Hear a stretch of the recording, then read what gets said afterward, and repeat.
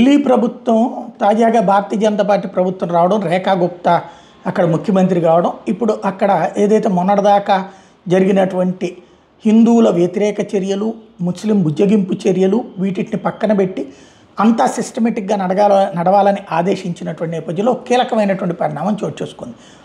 అక్కడ ఉన్నటువంటి మైనార్టీ మంత్రి గారు అక్కడ ఉన్నటువంటి మసీదులు వాటికి సంబంధించినటువంటి ఆదాయాలు, వ్యయాలు వీటికి సంబంధించిన లెక్కలు తీసుకురమ్మంటే జామా మసీద్, ఢిల్లీకి సంబంధించినటువంటి జామా మసీదుకి సంబంధించి 2000 షాపులు ఉన్నాయట మసీదు ఆస్తి కింద. వీళ్ళు 1947 స్వతంత్రం వచ్చిన నాటి నుండి ఈ రోజు వరకు కరెంట్ ఛార్జీలు కట్టలేదట. మీటర్లు ఉన్నాయి, కరెంటు వాడుతున్నారు, కానీ కరెంట్ ఛార్జీలు ఏనాడు కట్టలేదట. అవి లేవట అక్కడ కట్టినట్టు. ఇది చూసి షాక్ అవ్వడం ఇప్పుడు అక్కడ ఉన్నటువంటి ఢిల్లీ ప్రభుత్వం పొంతైంది. దీని మీద విచారణకి ఆదేశించారు.